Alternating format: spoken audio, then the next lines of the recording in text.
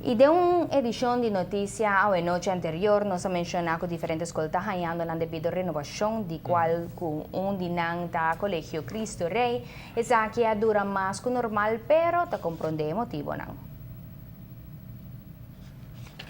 Nós sali voor die collegio na Brasil voor die dezembro 2011.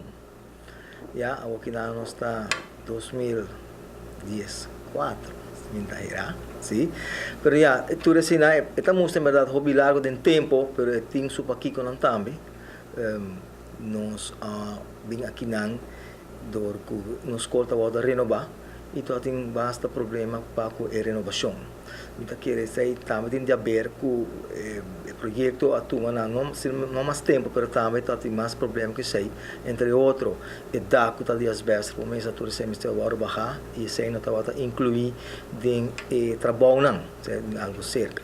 Depois a trove é corrente que no mês agora passar, será agora trazer transformador huis apart para por aparcar tur eletricidade que o Mr. bem para escola. Para escola tem airco de 16 capacidade de corrente não está suficiente. E naturalmente você pode ler dentro da média de corrente, mas que vai descer em detalhes com o problema que é contratista. Então, esse aí é o qual associei.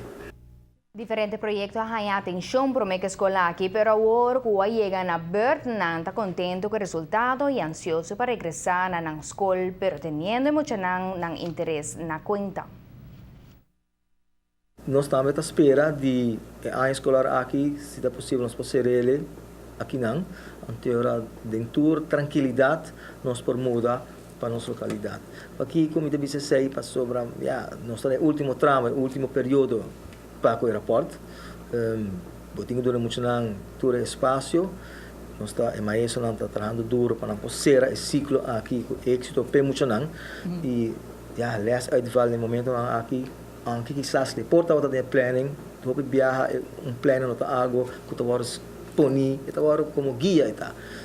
Não só quizás plano de mudar de temporada de abril, pero mirando a situação na escola toch, a mim preferir de assim de mais rust, tranquilidade possível, porque tem certo trabalho como este agora acabar ainda na escola.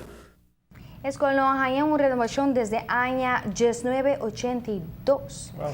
Na 2004, algum trabalho chiquito ha quedado así, pero nada en comparación con eso actual. ¿Por cuál razón? Colegio Cristo Rey está sumamente agradecido.